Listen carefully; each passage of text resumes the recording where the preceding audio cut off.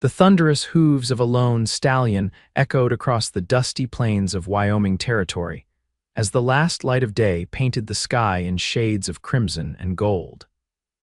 Vapor Tanner rode with a straight back, his face weathered by years under the harsh western sun, eyes fixed on the horizon that seemed to stretch into infinity. The year was 1878, and for 3 seasons now, he had traversed the untamed wilderness that separated him from the only place he ever thought of as home, a modest ranch where Catherine Newsom waited faithfully at the wooden gate, scanning the distance for his silhouette. The vast emptiness of the frontier suited Vapor just fine. Words had never come easy to him, not since the war took his brother and left him with nothing but haunted memories and a silver star pinned to his chest. As a former sheriff turned cattle driver, he preferred the language of the land, the whisper of prairie grass, the mournful cry of distant coyotes, and the steady rhythm of his horse's gait. Some called him mute, others called him proud, but the truth was simpler. Vapor Tanner had seen too much of mankind's cruelty to trust in empty conversation. 50 miles still separated him from Catherine's gate, but he pushed on through the twilight. His cattle drive had been successful, 300 head, delivered to the railroad at Cheyenne for a handsome profit. Now, with saddlebags heavy with payment and a heart lighter with each mile closer to home, he allowed himself to think of her, the schoolteacher with eyes the color of summer sage, who had somehow found value in a man of so few words. Catherine Newsom stood at the gate as she did every evening, one hand shielding her eyes from the setting sun. At 26, she had long ago dismissed the notion that she would ever marry. The war had taken too many men, and frontier life demanded more than most could give.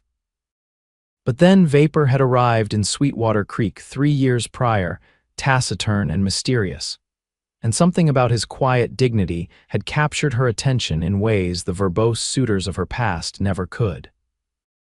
"Miss Catherine, you're going to wear a trench in that spot," called Harriet Bishop, Catherine's elderly neighbor who had taken to checking on the younger woman during Vapor's extended absences. "He'll be back soon," Catherine replied, her voice carrying more certainty than she felt. "His last letter said the drive would end 3 weeks ago. He should be on his way home." Harriet clicked her tongue. "Men and their promises. My Herbert always claimed he'd be back before the bread cooled, then wouldn't return until the next day." "Vapor doesn't make promises lightly," Catherine said, turning from the gate with reluctance. "When he says he'll return, he does."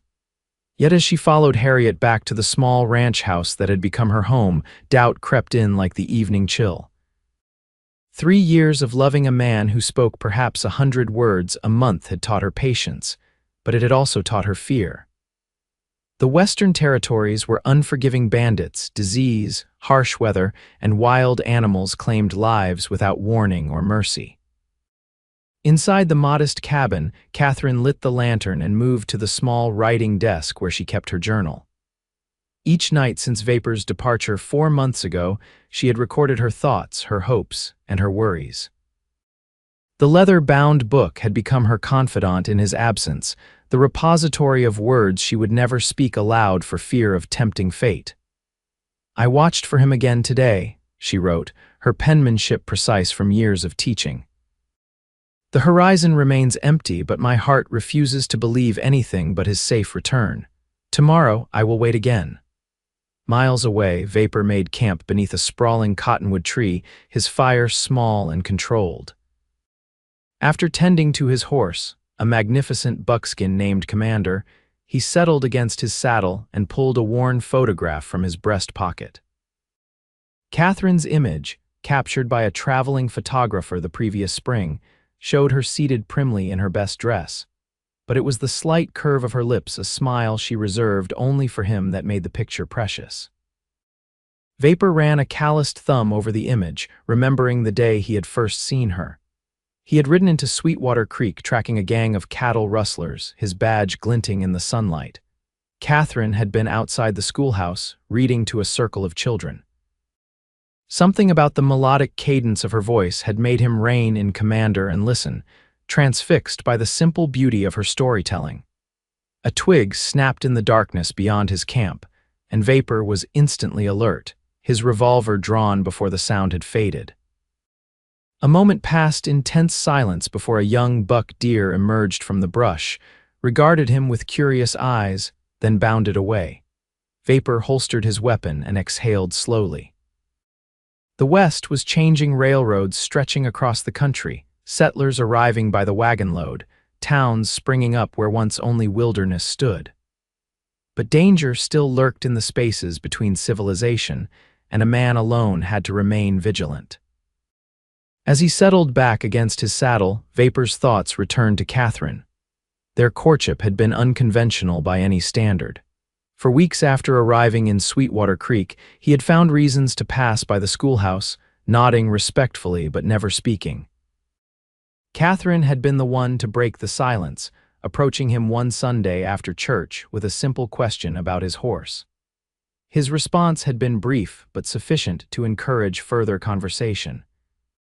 Over time, they had developed a rhythm. She would speak, filling the air with observations and questions, and he would reply with minimal but thoughtful words or sometimes just a gesture. Somehow, she understood what many others could not. Vapor's silence wasn't rejection, but rather a different language altogether. Their first kiss had come unexpectedly on a cool autumn evening.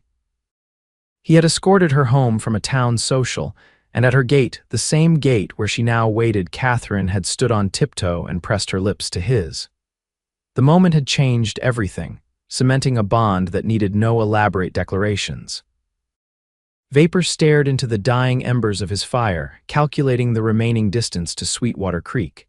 If he rode hard, he could be there by sunset tomorrow. With that comforting thought, he pulled his blanket tighter around his shoulders and closed his eyes, allowing sleep to claim him. The next morning dawned clear and bright, promising fair weather for travel. Vapor broke camp efficiently, his movements economical after years on the trail. As he mounted Commander, his eyes caught a glint of something metallic in the distance, riders, moving fast and purposefully across the plain. Instinct made him lead Commander into a dense copse of trees, where they could observe without being seen. 6 men approached, hard-looking and heavily armed. Vapor recognized their leader instantly, Jackson Reese, a notorious outlaw with a reputation for ruthlessness. Reese had once been Vapor's deputy in a small Texas town before turning to robbery and murder. The men passed within 100 yards of Vapor's position, heading in the direction of Sweetwater Creek. Cold dread settled in his stomach as he considered their possible intentions. The town had recently established a bank, and a successful cattle season meant money would be flowing. It was exactly the kind of target Reese preferred. Vapor waited until the riders were specks on the horizon before emerging from his hiding place.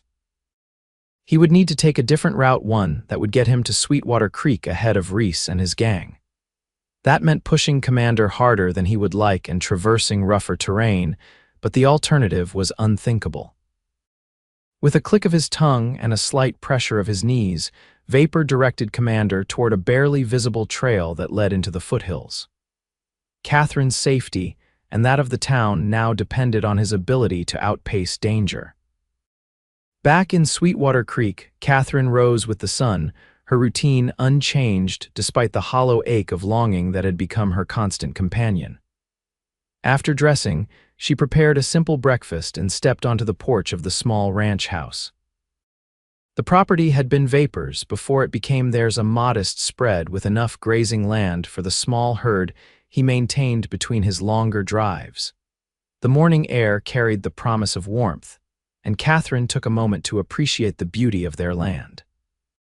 Wildflowers dotted the meadow that stretched from the house to the creek that gave the town its name. In the corral, Vapor's spare horse, a gentle mare named Duchess, nickered in greeting.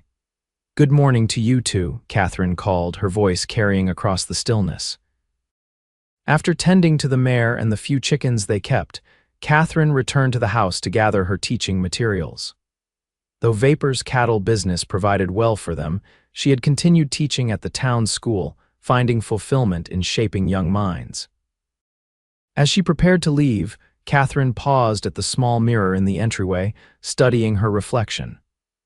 At 26, she remained attractive, though perhaps not in the conventional way celebrated in Eastern society. Her chestnut hair was secured in a practical bun, her complexion tanned from outdoor work rather than sheltered to maintain fashionable paleness. But it was her eyes that Vapor had once described, in a rare moment of verbosity, as alive with something worth knowing. The memory brought a smile to her lips. Vapor might be frugal with words, but when he did speak, his observations carried the weight of careful consideration. Catherine collected her books and headed toward town, a 20-minute walk along a well-worn path. As she approached the main street, she noticed unusual activity around the bank, a newly constructed building that represented Sweetwater Creek's growing prosperity.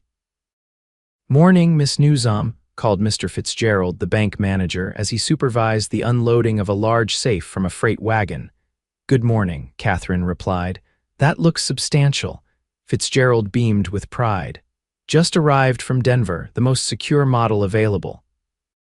We're expecting a significant deposit from the railroad company tomorrow, payment for all the cattle shipped east this season." Catherine nodded politely, though something about the public nature of this announcement troubled her. Sweetwater Creek might be growing, but it was still a small town where news traveled fast. Such information about valuable shipments could easily reach the wrong ears. At the schoolhouse, Catherine found her students already gathered in the yard, enjoying the last few minutes before lessons began. 20 children ranging from 6 to 16 years of age comprised her class, a diverse group that included the offspring of ranchers, merchants, and the town's small but growing professional class. "Miss Newsom," young Emma Wilson called out, "is Mr. Tanner back yet?" Catherine smiled at the 10-year-old who had developed a particular admiration for Vapor after he had rescued her kitten from a tree the previous autumn. "Not yet, Emma, but soon, I hope." "Pa says Mr. Tanner don't talk 'cause he's hiding from the law," announced Billy Thompson, a freckle-faced boy with a penchant for stirring trouble. "Your father should mind his speculation," Catherine replied firmly. "And it's doesn't talk, not don't talk. Now, let's all go inside and begin our day with mathematics." As the children filed into the schoolhouse, Catherine found herself reflecting on Billy's comment. Such rumors had followed Vapor since his arrival in Sweetwater Creek. His reluctance to speak of his past, combined with his taciturn nature, had fueled speculation among the more gossip-inclined townsfolk. Some believed he was a former outlaw seeking redemption, others suspected he was running from a tragic past. Catherine knew pieces of the truth enough to understand that Vapor's silence was born of trauma rather than guilt. He had served honorably during the war, risen to the position of sheriff in a Texas border town, and left that life behind after a violent confrontation that had claimed his younger brother's life. The details remained shadowy, but Catherine had never pressed. She trusted that when Vapor was ready, he would share more. The school day progressed normally, with Catherine guiding her students through lessons in arithmetic, reading, and history. By mid-afternoon, however, she noticed several of the older boys casting anxious glances out the windows. "What has captured your attention, Thomas?" she finally asked one of her most diligent students. "There are strangers in town, Miss Newsom," the 14-year-old replied. "Rough-looking men, they've been at the saloon since noon." Catherine approached the window and looked toward the main street. Indeed, several unfamiliar horses were hitched outside the Sweetwater saloon. This in itself wasn't unusual. Travelers frequently passed through, but something about Thomas's concerned tone made her uneasy. "Well, let's not be distracted," she said, returning to the lesson. "The exploration of the Louisiana Territory is far more interesting than a few visitors to our town." When school dismissed at 4 o'clock, Catherine remained behind to grade papers and prepare the next day's lessons. By the time she left the schoolhouse, the sun was lower in the sky, casting long shadows across the street. As she walked toward home, she noticed the strangers Thomas had mentioned emerging from the saloon. 6 men, heavily armed and projecting an aura of menace that made Catherine instinctively cross to the opposite side of the street. "Evening, madam," called the tallest of the group, tipping his hat with exaggerated politeness. "Fine day in your lovely town." Catherine nodded curtly but didn't slow her pace. Something about the man's smile reminded her of a predator all teeth and no warmth. "Now don't rush off," the man continued, stepping into the street to intercept her. "Name's Jackson Reese. My associates and I are just passing through, looking for a bit of local hospitality." "You'll find the hotel at the end of the street," Catherine replied, attempting to step around him. Reese moved to block her path again. "Actually, we were hoping for a more personal welcome. Perhaps you could recommend a place for dinner, or better yet, join us." Catherine felt her heart quicken with apprehension. "I'm afraid I have prior commitments, if you'll excuse me." Before Reese could respond, Sheriff Dalton appeared at the corner, his weathered face set in stern lines. "Everything all right here, Miss Newsom?" "Just fine, Sheriff," Catherine answered, relief evident in her voice. "I was directing these gentlemen to the hotel." Reese's demeanor shifted subtly as he assessed the lawman. "Much obliged for your concern, Sheriff. We were just making acquaintance with this charming lady." Dalton, a former Army scout in his 50s, regarded the group with undisguised suspicion. "Sweetwater Creek is a peaceful town, gentlemen. We aim to keep it that way." "Wouldn't dream of disturbing the peace," Reese replied, his tone mockingly deferential. "We're just ordinary travelers with business in these parts." The sheriff nodded toward Catherine. "I'll walk you home, Miss Newsom." As they moved away from the strangers, Catherine could feel Reese's eyes following them. Once they were out of earshot, Sheriff Dalton spoke in a low voice. "Those men mean trouble. I recognize their leader from wanted posters, Jackson Reese, suspected of bank robberies in Colorado and Nebraska." "The bank just received a new safe," Catherine said, remembering Mr. Fitzgerald's proud announcement. "And there's a large payment expected tomorrow." Dalton's expression darkened. "That explains their presence.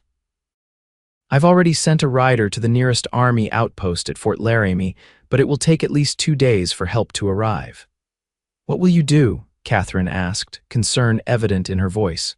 "Organize the townsmen who can handle firearms. Prepare for the worst while hoping these men move on." The sheriff hesitated, then added, "It might be best if you stayed in town tonight. Mrs. Dalton would be happy to have your company." Catherine shook her head firmly. "Thank you, but I'll be fine at the ranch. It's far enough from town that I doubt these men would bother riding out that way." The sheriff looked unconvinced but didn't argue. "At least take this," he said, pulling a small revolver from his coat pocket. "It was my wife's before her hands got too arthritic to handle it properly." Catherine accepted the weapon reluctantly. Though she had basic knowledge of firearms, a necessity in frontier life, she had never owned one herself. "Keep it close," Dalton advised as they reached the edge of town, "and bolt your doors tonight." "I will," Catherine promised, "and Sheriff, please be careful." As she continued alone along the path to the ranch, Catherine found her thoughts turning desperately to Vapor. His steady presence and quiet strength had never seemed more essential than now, with danger hovering at the edges of their community. Though she had always respected his need for solitude during his long rides, in this moment, she wished fervently that he had been more conventional, the kind of man who valued words enough to send frequent updates about his whereabouts. The ranch house came into view as the sun dipped below the horizon, painting the sky in spectacular hues of orange and purple. Catherine hurried her steps, suddenly eager for the security of familiar walls.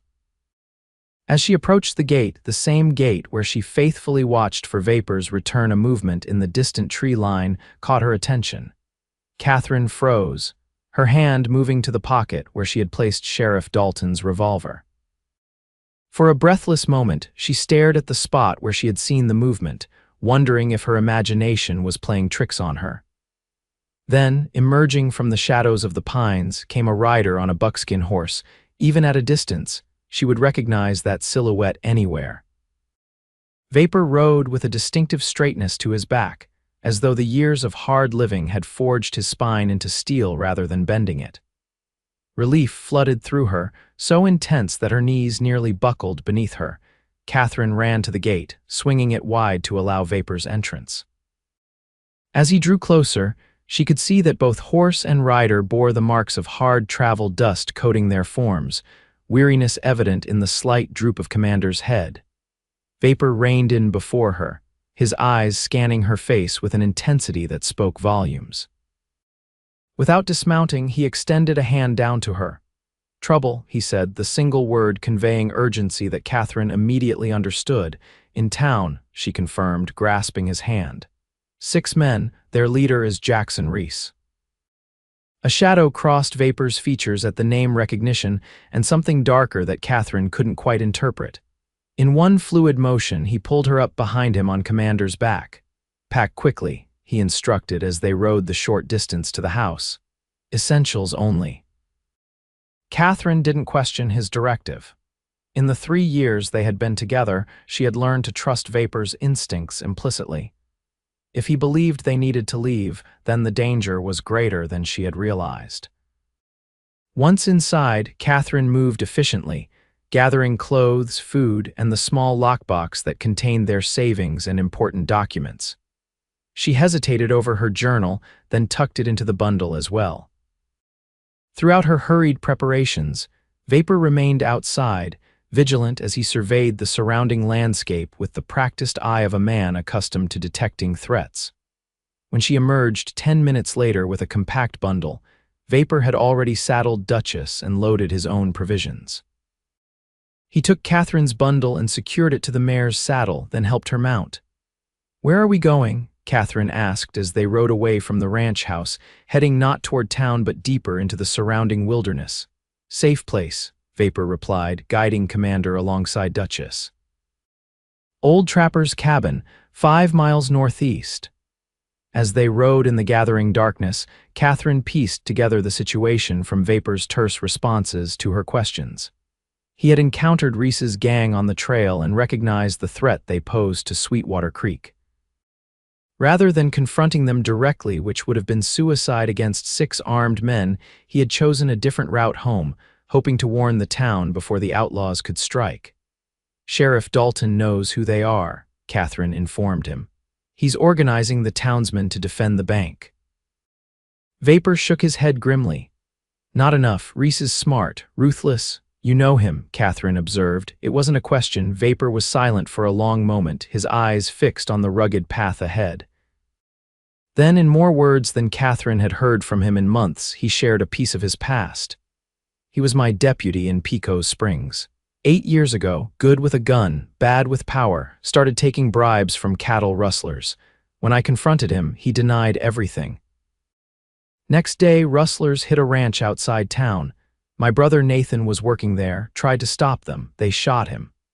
Catherine absorbed this information, understanding dawning as Vapor continued, tracked the rustlers, found evidence linking them to Reese. "When I returned to arrest him, he was gone, left a note saying Nathan's death was a message, that I should have looked the other way." The pain in Vapor's voice was raw, despite the years that had passed. Catherine reached across the space between their horses and placed her hand on his arm, offering silent support. "Been hunting him since," Vapor concluded. "Reports placed him in Colorado, Nebraska. Never thought he'd come here."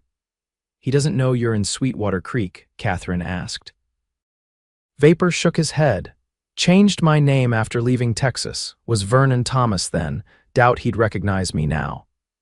He ran a hand over his bearded face, which had indeed changed significantly from the clean-shaven lawman he had once been.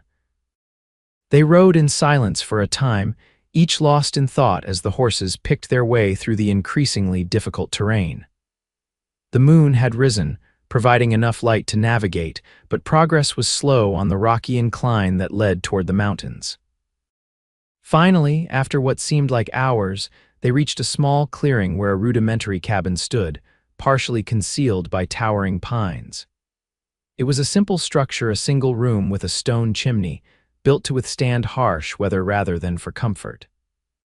"Found it last winter," Vapor explained as he helped Catherine dismount. "Tracked a mountain lion that was taking calves. Owner's been dead for years." Inside, the cabin was spare but sound. A rough-hewn table and chairs occupied one corner, a narrow bed frame another. The fireplace dominated the far wall, and shelves holding basic supplies lined the remaining space. It was dusty but dry, and Catherine felt a surge of gratitude for this hidden refuge. While Vapor tended to the horses, securing them in a small lean-to attached to the cabin, Catherine swept the floor and laid out their bedrolls. By the time Vapor returned, she had a small fire going in the fireplace, casting warm light across the rustic interior. They ate a simple meal of jerky and hardtack, supplemented with dried apples from Catherine's stores. Neither spoke much, the weight of the situation making conversation seem inadequate. It was only when they had finished eating that Catherine broached the subject they had both been avoiding. "What will happen to the town?" she asked, her voice quiet in the stillness of the cabin. Vapor's expression was grave. "Reese will rob the bank, anyone who resists." He didn't need to finish the sentence. "Then we have to go back," Catherine insisted. "We can't leave those people to face this alone." "Too dangerous," Vapor countered. "Sheriff has sent for help." "Help that won't arrive for at least 2 days," Catherine reminded him. "By then, it could be too late." Vapor rose from his chair and moved to the cabin's single window, staring out at the moonlit forest. His shoulders were tense, his posture rigid with the conflict raging within him. Catherine knew he was torn between his desire to protect her and his inherent sense of duty to the community that had accepted him. "I understand why you left that life behind," she said gently. "After what happened to Nathan, after chasing Reese for so long without finding justice. But you're still the same man who wore that badge, Vapor, the same man who believes in protecting the innocent." He turned to look at her, his expression unreadable in the flickering firelight. "Could lose everything," he said softly. "Could lose you." The vulnerability in his voice made Catherine's heart ache. She crossed the room to stand before him, taking his weathered hands in hers. "You won't lose me," she promised. "But we both might lose something of ourselves if we hide here while Sweetwater Creek suffers." For a long moment, Vapor said nothing, his eyes searching hers as though seeking certainty in an uncertain world. Then, with the barest nod, he reached a decision. "We'll need a plan," he said. "Can't fight them directly, too many, too well armed." Catherine smiled, relief and determination washing over her in equal measure. "Then we'll outsmart them." They spent the next few hours developing a strategy, drawing on Vapor's knowledge of Reese's tactics and Catherine's understanding of the town's layout. By the time exhaustion forced them to rest, they had formulated a plan that, while dangerous, offered their best chance of preventing disaster. As they settled onto their bedrolls, Vapor reached for Catherine's hand in the darkness. His grip was firm, grounding her in the present moment despite the fears that threatened to overwhelm her thoughts of tomorrow. "Catherine," he said, her name a rare sound on his lips. "If something happens, it won't," she interrupted, unwilling to entertain the possibility of failure. "If it does," he persisted, "know this, never had many words, but feeling, deep, for you, always." In the 3 years they had been together, it was perhaps the closest thing to a declaration of love that Vapor had ever expressed.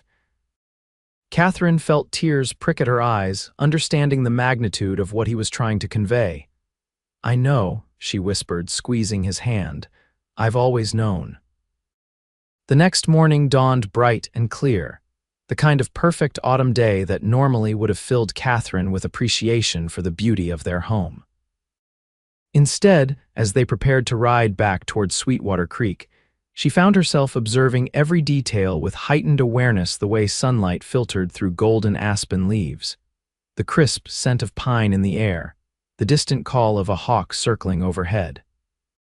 It was as though her senses were desperately cataloging the world, unsure if she would experience it the same way again. They rode at a steady pace, taking a circuitous route that would bring them to town from the east opposite, from the direction of their ranch. Vapor had changed from his trail clothes into darker attire that would allow him to move more stealthily when needed. At his hip hung his Colt revolver, and a Winchester rifle was secured in a scabbard on Commander's saddle. Catherine carried Sheriff Dalton's small revolver, hoping fervently that she wouldn't need to use it. Their plan was relatively straightforward. Catherine would enter town openly, seeking out Sheriff Dalton to warn him of Vapor's suspicions about when and how Reese planned to strike. Meanwhile, Vapor would position himself where he could observe the outlaws' movements without being seen. When the moment was right, they would implement the second phase of their strategy, a diversion that would separate the gang members, allowing them to be neutralized individually rather than confronted as a group.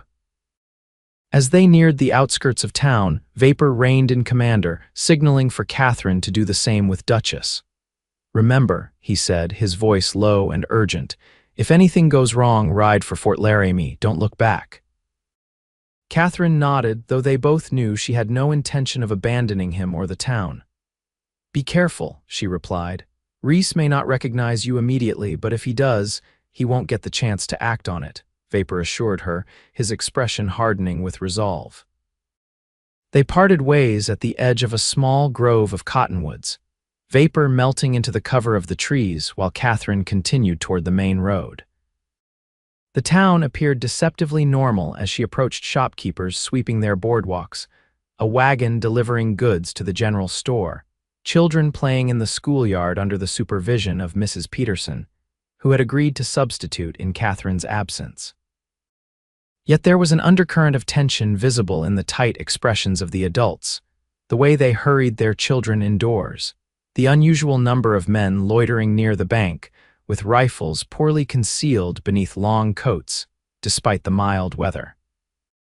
Sheriff Dalton had clearly mobilized his volunteer deputies, but Catherine feared their obvious preparations would only alert Reese to their awareness of his intentions. She rode directly to the sheriff's office, tying Duchess to the hitching post outside. Through the window, she could see Dalton at his desk, deep in conversation with Mr. Fitzgerald from the bank. Both men looked up in surprise as she entered. "Miss Newsom," the sheriff exclaimed, rising quickly. "I thought you were staying at your ranch." "There's been a development," Catherine replied, keeping her voice steady despite her racing heart. "Vapor has returned. He knows Jackson Reese from his time as a sheriff in Texas." This revelation caused both men to straighten with increased attention. Catherine quickly relayed what Vapor had shared about Reese's history and tactics, carefully omitting any mention of their current plan. The less people who knew of Vapor's presence in town, the better their chances of surprising the outlaws. "According to Vapor, Reese typically strikes when the target seems most protected," Catherine explained. "He uses the defender's own security measures against them, creating confusion and panic." Sheriff Dalton frowned. "That complicates things." "I've positioned men throughout town, concentrating on the bank." "Which is exactly what he would expect," Catherine pointed out. "Vapor believes Reese has likely already scouted alternate approaches to the bank, possibly through adjacent buildings." Mr. Fitzgerald paled at this suggestion. "The bank shares a wall with the assay office," he admitted. "If someone were to break through, they could bypass most of your defenses," Dalton concluded grimly. "Where is Tanner now? We could use his experience." Catherine hesitated, torn between the need for secrecy and the potential value of having the sheriff fully informed. "He's watching the outlaws," she said finally. "He'll send word when he has more information." The sheriff nodded, though his expression suggested he wasn't entirely satisfied with her answer. "The railroad payment arrived an hour ago," he informed her. "It's already in the safe. We've spread word that it won't arrive until tomorrow, hoping to buy more time, but if Reese has informants in town, then the robbery could happen today," Catherine finished for him. "I need to reposition my men," Dalton decided. "Fitzgerald, go back to the bank. Act normally, but be prepared to evacuate your staff at a moment's notice." As the banker hurried out, the sheriff turned to Catherine with concern etched in his weathered features. "You should find somewhere safe to wait this out, Miss Newsom. The hotel, perhaps, or the church." "Actually," Catherine replied, steeling herself for the role she needed to play, "I was hoping to collect some books from the schoolhouse. The children will need assignments to complete at home if the school remains closed." Dalton looked like he wanted to object, but after a moment's consideration, he simply nodded. Be quick about it, and stay away from the saloon. Reese and his men have taken rooms above it, and they've been drinking since midday. Catherine left the sheriff's office with a sense of grim determination. The schoolhouse was indeed her destination, but not for the reason she had given Dalton. It was a key location in the plan she and Vapor had devised, situated directly across from the bank, but set back from the main street, providing excellent sightlines while offering multiple exits if a quick escape became necessary. As she walked through town, Catherine maintained a facade of calm normalcy, nodding politely to those she passed while her eyes constantly scanned for signs of the outlaws or for any glimpse of Vapor. She saw neither, which was both reassuring and unsettling. The schoolhouse was empty when she arrived, Mrs. Peterson having dismissed the children early at Sheriff Dalton's request.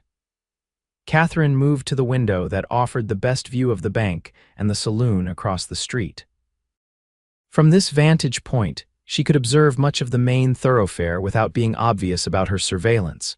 For nearly an hour, she maintained her watch, ostensibly organizing books and papers on her desk whenever anyone passed by the window.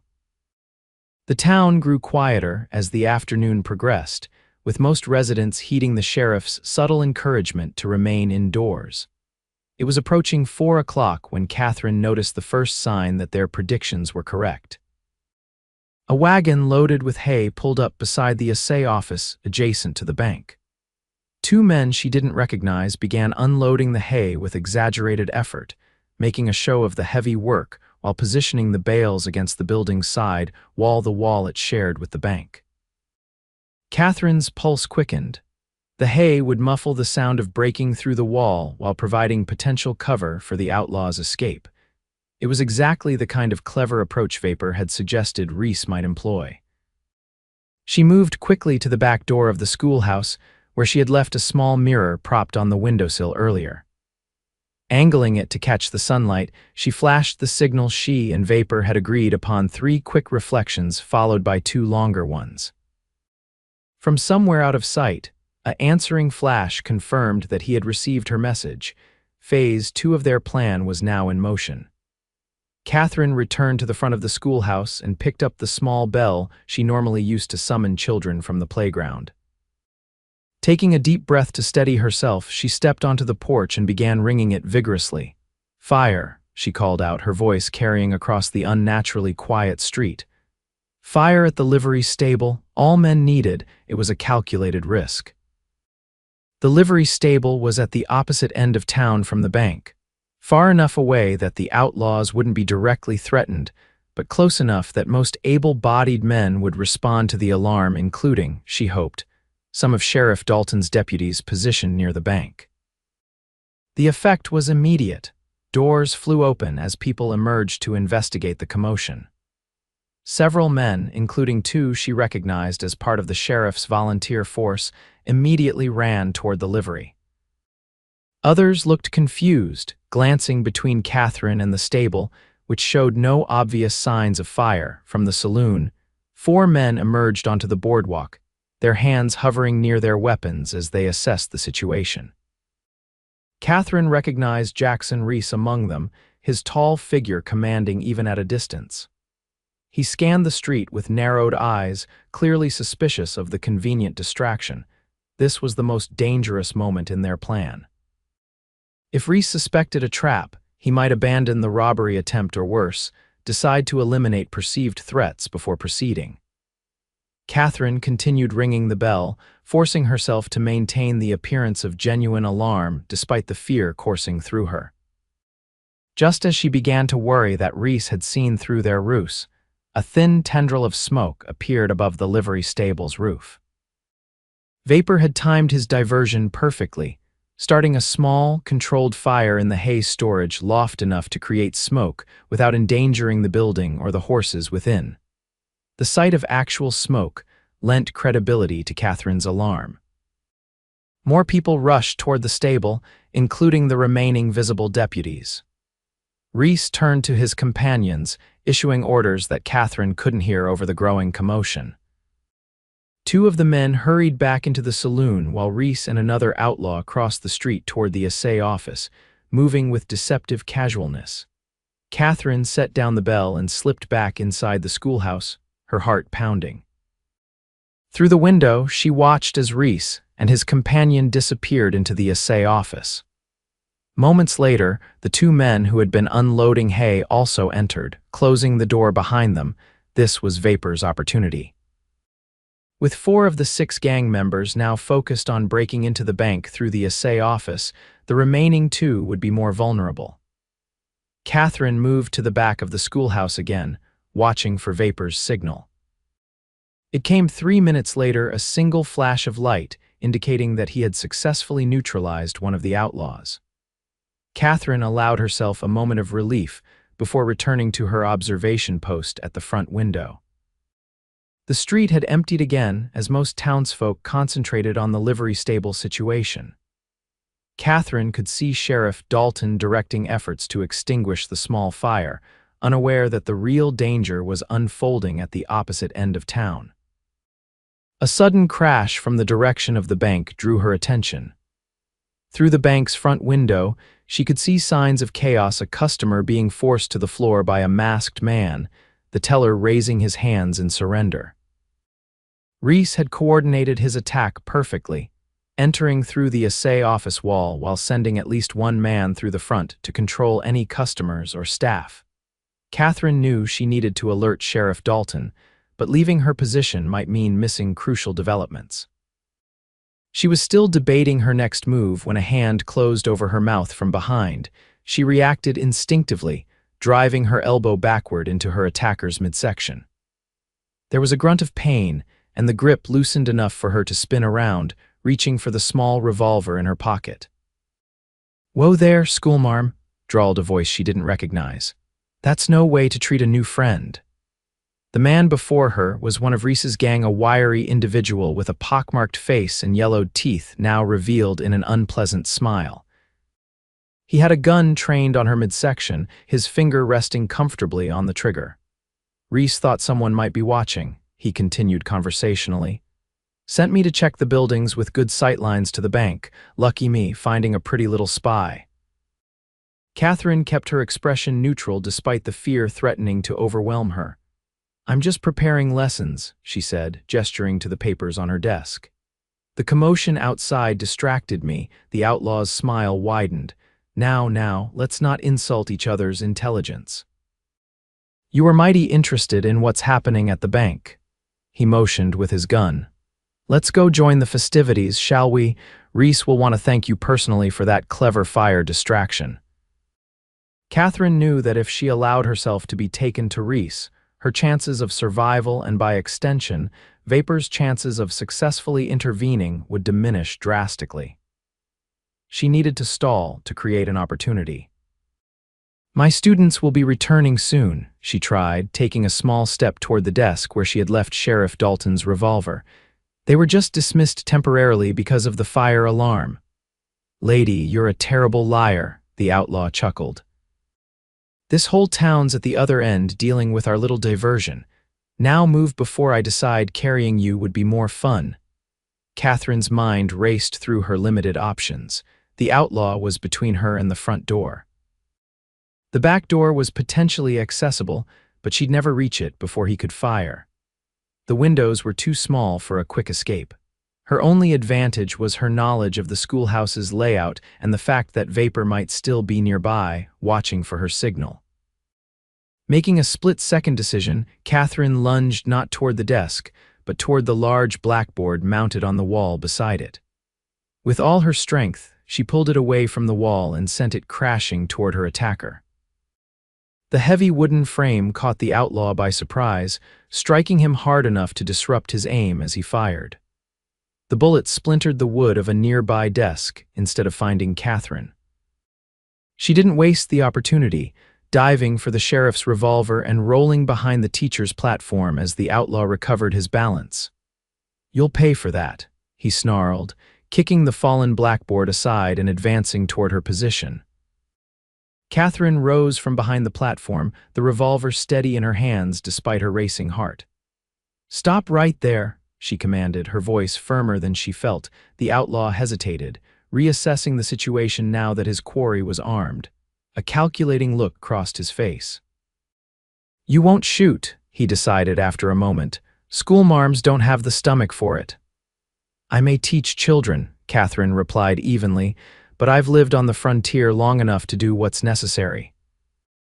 For a tense moment, they faced each other in silent standoff, the outlaw clearly weighing whether she was bluffing. Then, with a sudden movement, he raised his gun again. Catherine fired first.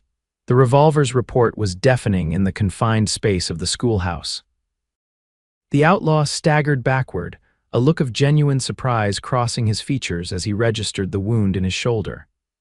His own shot went wild, burying itself in the ceiling as he fell against a row of desks. Before he could recover, the back door of the schoolhouse burst open, and Vapor charged in, taking in the scene with a swift glance. In 2 strides, he reached the wounded outlaw and delivered a precise blow to the man's temple with the butt of his Winchester, rendering him unconscious. "Are you hurt?" Vapor asked, his eyes scanning Catherine for any sign of injury. She shook her head, lowering the revolver with hands that had begun to tremble now that the immediate danger had passed. "No, but the robbery is underway. Reese and 3 others are in the bank." Vapor nodded grimly. "Took care of 1 by the saloon. This makes 2. 4 remain." He quickly bound the unconscious outlaw's hands with a length of rope from his pocket, then moved to the window to assess the situation at the bank. "Sheriff?" he asked tersely. "Still at the livery with most of the deputies," Catherine replied, joining him at the window. "We need to get word to him." Vapor considered this for a moment, then made a decision. "I'll draw Reese's attention. When they focus on me, get to Dalton." Catherine wanted to object. The idea of Vapor facing 4 armed men alone was terrifying, but she recognized the logic. With the sheriff and his deputies, they might have enough force to end the situation without further bloodshed. "Be careful," she said, meeting his eyes with an intensity that conveyed everything she couldn't put into words. Vapor held her gaze for a heartbeat, then did something unprecedented. He pulled her close and kissed her, hard and quick, before releasing her and moving toward the door. 5 minutes, he instructed. Then run. Before Catherine could respond, he was gone, slipping out the back door and disappearing around the side of the schoolhouse. She returned to the window, counting the seconds while watching for his next move. She didn't have to wait long. Less than a minute later, a shot rang out from the direction of the assay office, followed by a shout of alarm. Through the bank's window, she could see signs of confusion as attention shifted away from the safe toward the new threat. 2 more shots in quick succession, then a brief silence before a volley of gunfire erupted. Catherine forced herself to remain in position, continuing to count despite her desperate desire to know if Vapor was safe. 4 minutes, just 1 more before she could run for help. A sudden movement caught her eye, one of the outlaws emerging from the bank's front door, gun drawn as he scanned the street. He took cover behind a water trough, firing toward the assay office where Vapor must be positioned. The final minute seemed to stretch endlessly, but when it passed, Catherine steeled herself for action. Checking to ensure the street between the schoolhouse and the direction of the livery stable was clear, she slipped out the front door and ran, keeping to the shadows of buildings whenever possible. The sounds of gunfire continued behind her, spurring her to greater speed despite the constriction of her long skirts. Several townsfolk who had lingered halfway between the bank and the livery looked up in alarm as she passed, but Catherine didn't slow to explain. She found Sheriff Dalton directing the last efforts to extinguish the small fire in the livery loft. The blaze had been contained quickly, causing minimal damage exactly as Vapor had intended. "Sheriff," Catherine called, breathless from her run. "The bank, Reese and his men are robbing it now." Dalton's expression shifted from confusion to understanding to determination in rapid succession. "Harrison, Phillips with me," he ordered 2 nearby deputies. To the gathered townspeople, he shouted, "Armed men to the bank, the rest of you stay back." The response was immediate, with 8 men falling in behind the sheriff as he started toward the bank at her run. Catherine followed, ignoring Dalton's instruction for her to remain behind. She had come this far, she wouldn't wait in safety while Vapor's life hung in the balance. As they approached the center of town, the gunfire grew more sporadic. When they reached the last corner before the bank, Sheriff Dalton held up his hand, signaling for the group to halt while he assessed the situation. "2 men down in the street," he reported after a quick look. "One of Reese's gang for certain, can't identify the other from here." Catherine's heart clenched with fear at his words. Could the unidentified man be Vapor? She pushed the thought aside, unwilling to consider the possibility. "Tanner's in there," she told the sheriff. "He created a diversion to draw attention away from the safe." Dalton nodded grimly. "We'll split up. Harrison, take 3 men around the back through the assay office. Phillips, you and 2 others cover the front entrance. The rest with me will approach from the side alley." As the men dispersed according to the sheriff's directions, Catherine positioned herself where she could observe without being directly in the line of fire. The street had fallen eerily quiet, the earlier gunfire replaced by tense silence. Then, without warning, the bank's front door burst open, and 2 figures emerged. Jackson Reese, instantly recognizable by his height and distinctive black coat, and a hostage he held before him as a shield. Catherine's breath caught as she recognized the hostage as Mr. Fitzgerald, the bank manager. "That's far enough, Sheriff," Reese called out, apparently having spotted Dalton's approach. "We're riding out of here nice and easy or the banker gets ventilated." From her position, Catherine could see the sheriff hesitate, unwilling to risk Fitzgerald's life but equally reluctant to allow the outlaws to escape. The standoff stretched for several tense seconds before another voice joined the confrontation. "Let him go, Jackson." The words, though not shouted, carried clearly in the tense silence. Catherine's heart leaped as Vapor stepped into view from the alley beside the bank, his Winchester trained steadily on Reese. The outlaw leader stiffened at the sound, turning slightly to identify the new threat while maintaining his human shield. Recognition dawned on his face as he took in Vapor's features. "Well, I'll be damned," Reese said, a slow smile spreading across his face despite the precariousness of his position. "Vernon Thomas, or whatever you're calling yourself these days." "It's over," Vapor replied, his voice devoid of emotion. "Your men are down, town surrounded." Reese's smile didn't falter. "Maybe, but I've got the money and a ticket out of here." He pressed his gun harder against Fitzgerald's temple, making the banker whimper. "You won't risk another innocent death, will you, Vernon? Not after your brother." Catherine saw Vapor's expression harden at the mention of Nathan, but his aim remained steady. "Different now," he responded. "Not alone this time." As if to punctuate his words, Sheriff Dalton and his deputies emerged from their positions, forming a loose circle around Reese and his hostage. The outlaw leader's confidence visibly faltered as he assessed the number of weapons trained on him.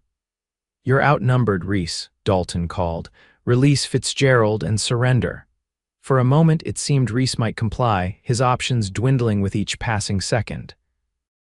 Then, with the unpredictability that had made him such a dangerous opponent, he shoved Fitzgerald forward violently and fired rapidly toward Vapor, simultaneously diving toward a nearby horse tethered outside the general store. Everything happened at once. Fitzgerald stumbled and fell to the ground. Deputies fired at Reese, and Vapor moved with lightning reflexes, tackling Catherine, who had unwisely emerged from her sheltered position when she saw Reese's intention out of the line of fire. They landed hard behind a rain barrel, Vapor's body shielding hers as bullets splintered the wood around them. When the fusillade ceased seconds later, an eerie quiet descended once more. "Stay down," Vapor instructed before cautiously raising his head to assess the situation.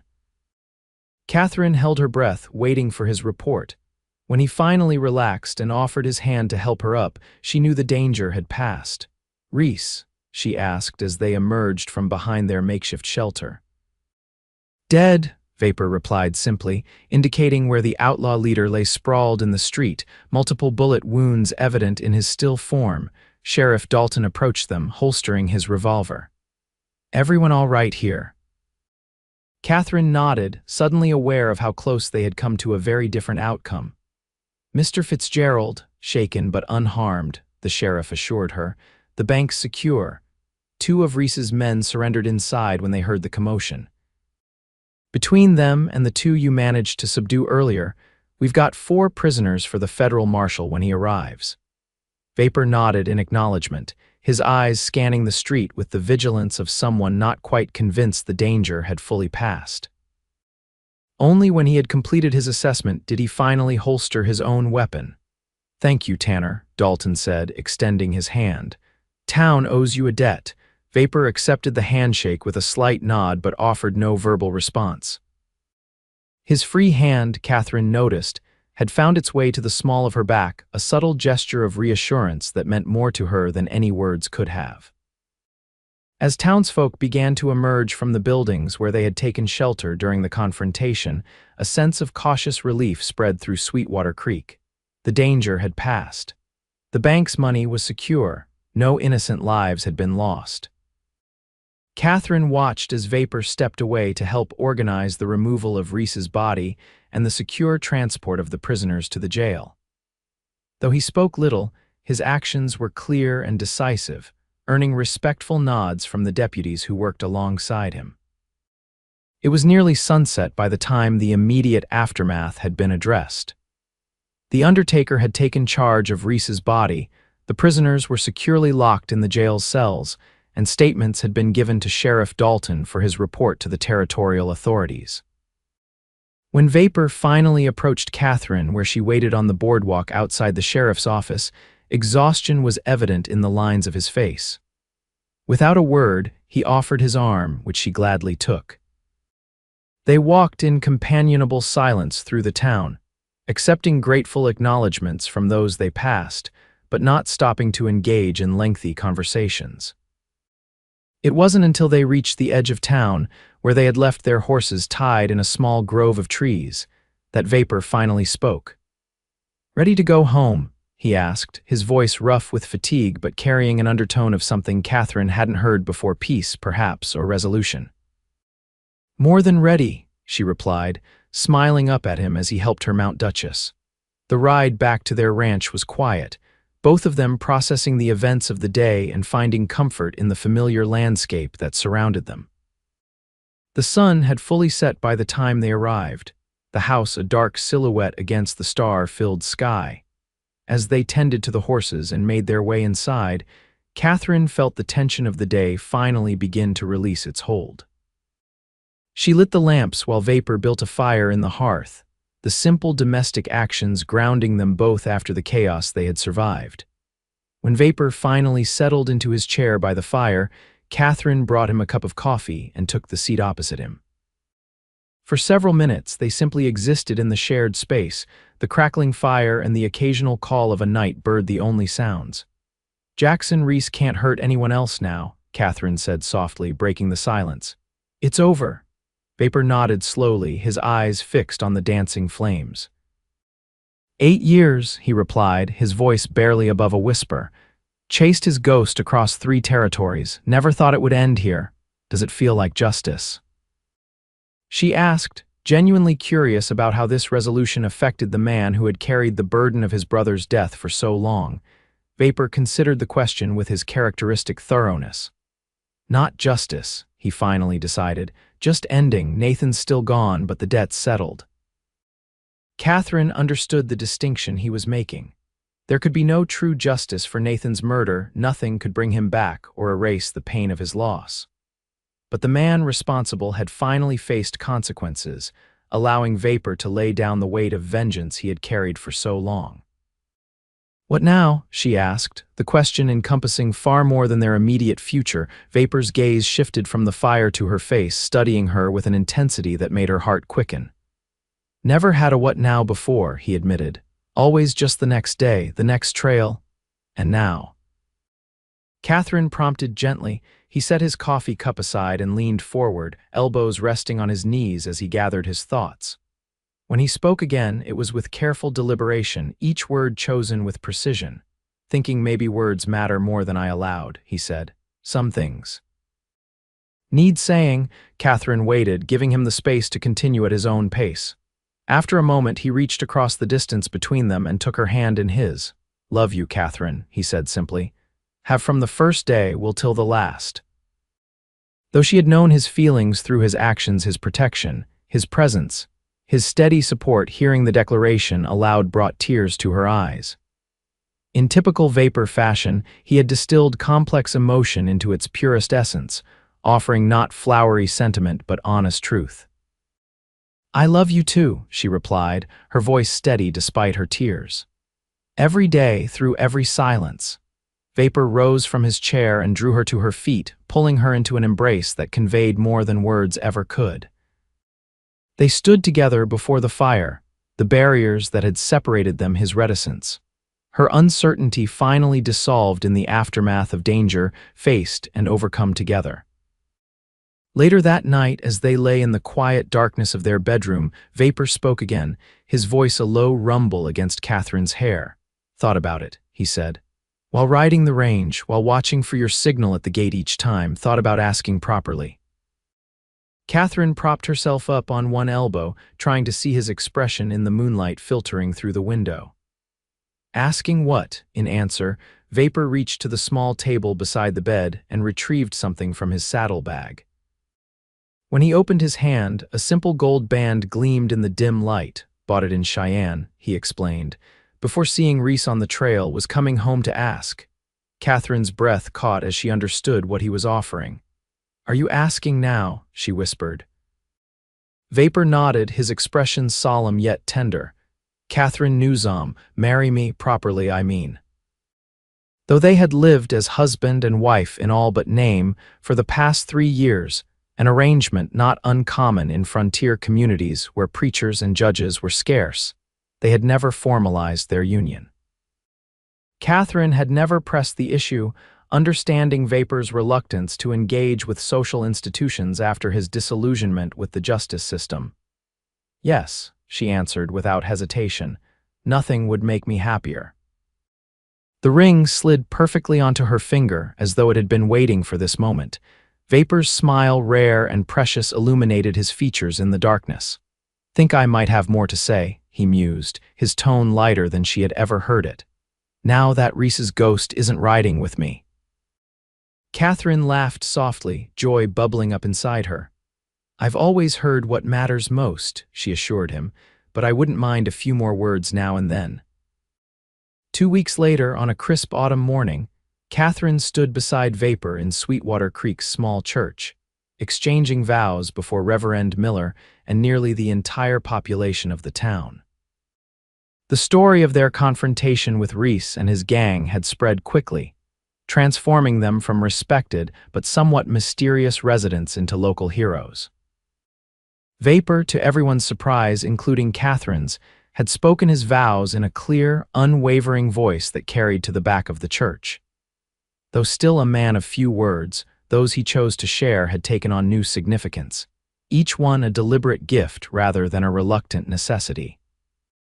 As they walked back down the aisle as officially husband and wife, Sheriff Dalton stepped forward to shake Vapor's hand. Thought you might want to know, he said quietly. Got word from the federal marshal.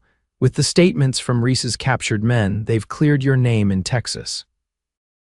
The old warrants for Vernon Thomas have been withdrawn. Vapor nodded in acknowledgement, the last shadow of his past finally lifted. Appreciate that, Sheriff, but I'm Vapor Tanner now, have been for some time. Catherine squeezed his arm gently, understanding the significance of his declaration. He was no longer running from his past or hiding behind a new identity.